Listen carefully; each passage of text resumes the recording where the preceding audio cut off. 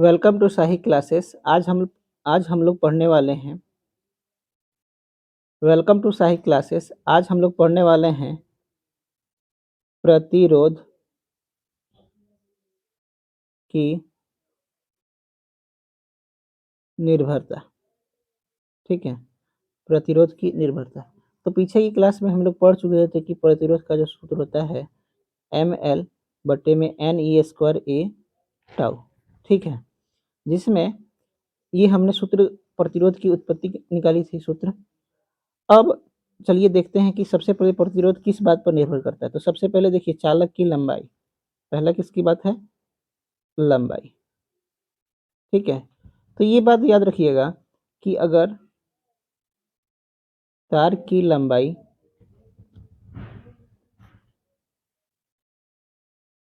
अधिक है तो प्रतिरोध अधिक होता है और तार की लंबाई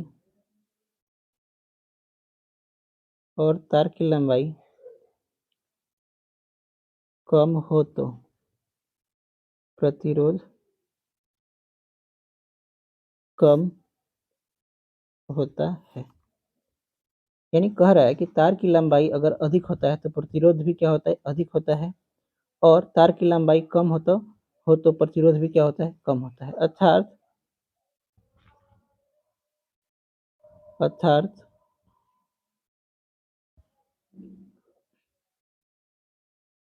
अर्थात प्रतिरोध प्रतिरोध लंबाई के समानुपाती होता है। तो देखिए क्या लिखे हैं कि तार की लंबाई, अगर तार का लंबाई मान लीजिए ये तार है, इस तार की लंबाई को मैं और अधिक करते जाऊंगा तो प्रतिरोध भी क्या होगा? बढ़ेगा। लेकिन वहीं इस तार को मैं क्या कर रहा हूँ? छोटा करते जाऊंगा तो प्रतिरोध भी क्या होगा? कम होगा। तो कहने का मतलब है कि आर समानुपाती होता है लंबाई के। तो अगर मैं आर का मान यहाँ से बढ़ाऊंगा तो लंबाई भी बढ़ेगा, लंबाई अगर घटाता हूँ तो आर भी क्या होगा? आपका घटेगा। ठीक है, दूसरी बात है हमारे पास अनुप्रस्थ। अनुप्रस्थ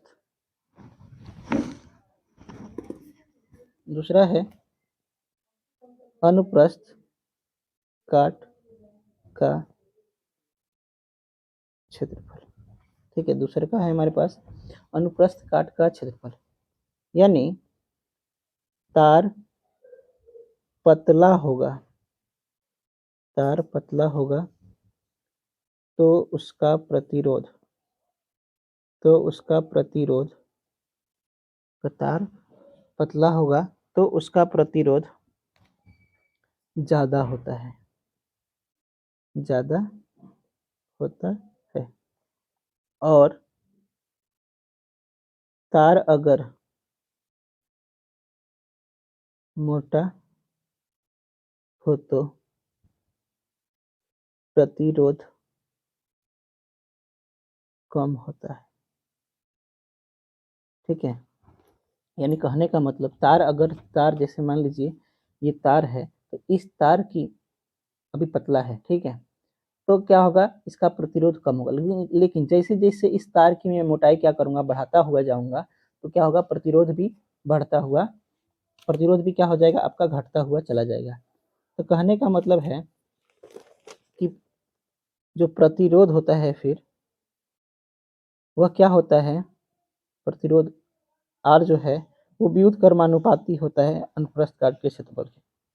यानी आप क्षेत्रफल बढ़ाइएगा तो प्रतिरोध घटेगा, क्षेत्रफल कम कीजिएगा तो प्रतिरोध बढ़ेगा। ठीक है, तो पहली बात इस वाले समीकरण को हम लोग 1 मान लेते हैं, इस वाले समीकरण को हम 2 मान लेते हैं। ठीक है, तो अगर हम समीकरण 1 और 2 को मिलाते हैं तो आर समानुपाती हो जाएगा एल और व्युत्क्रमानुपाती हो जाएगा 1। ठीक है, अब ये कांस्टेंट का आप साइन हटाइएगा, ये जो कांस्टेंट है, इस कांस्टेंट का साइन जब हटाइएगा तो क्या हो जाएगा, आपका एक रो आएगा, रो एल बटा में ए। अब इस रो को हम लोग क्या कहते हैं, प्रतिरोधकता कहते हैं, प्रतिरोधकता, ठीक है, या इसे विशिष्ट विशिष्ट प्रतिरोध कहते हैं। जब आप समानुपाती का साइन हटाइएगा तो क्या होगा, आपका रो बराबर में मतलब आर बराबर में रो एल बटा ए हो जाएगा, और इस रो को हम लोग क्या कहते हैं, प्रतिरोधकता कहते हैं या फिर विशिष्ट प्रतिरोध कहते हैं, ठीक है। तीसरा बात देखिए, पहला लंबाई पर देख लिए, दूसरा अनुप्रस्थ काट के क्षेत्रफल पर देख लिए, तीसरा का है पदार्थ की प्रकृति, पदार्थ की प्रकृति, ठीक है। तो कहने का मतलब किसी चालक का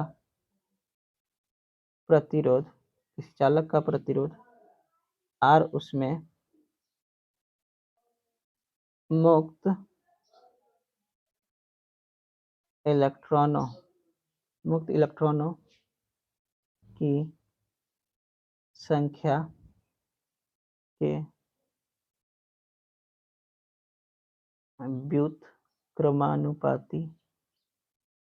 व्युत्क्रमानुपाती होता है, अर्थात यदि किसी चालक में इलेक्ट्रॉनों की संख्या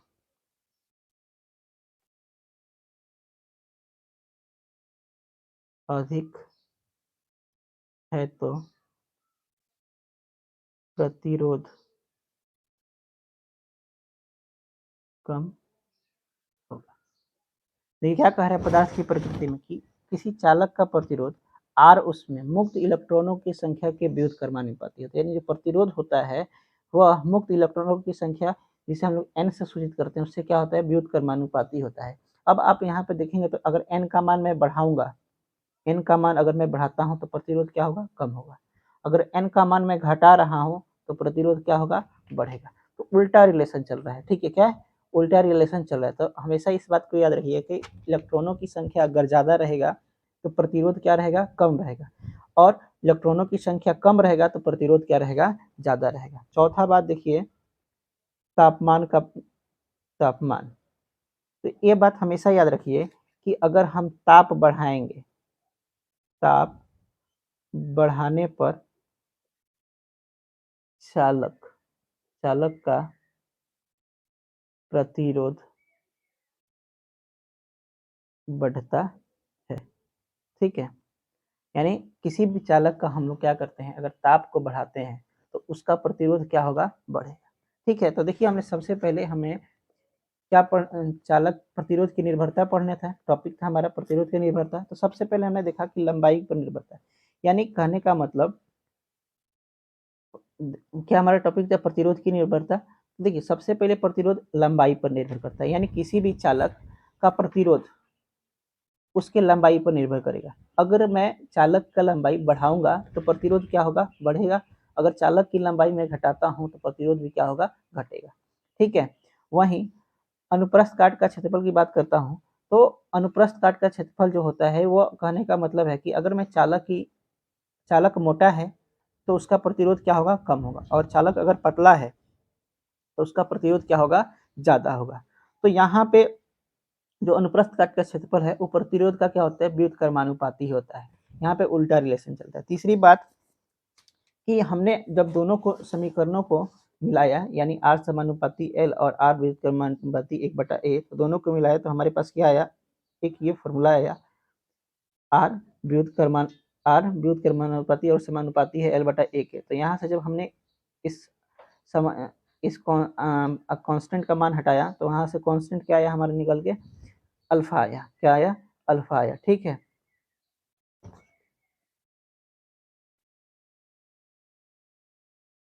देखिए एक बार छोटा सा हम लोग क्या कर लेते हैं, अब इस पूरे टॉपिक का हल्का सा फिर से क्विक रिवीजन कर लेते हैं। तो देखिए क्या है, प्रतिरोध की निर्भरता, हमारे पास सूत्र हमने पीछे क्लास में पढ़ा हुआ था कि आर जो होता है ml बटे में n e स्क्वायर बटे में a बटे में टाउ। तो यहाँ से देखेंगे तो आर आपका समानुपाती होगा एल का, आर व्युत्क्रमानुपाती होगा एन का, आर व्युत्क्रमानुपाती होगा ए का।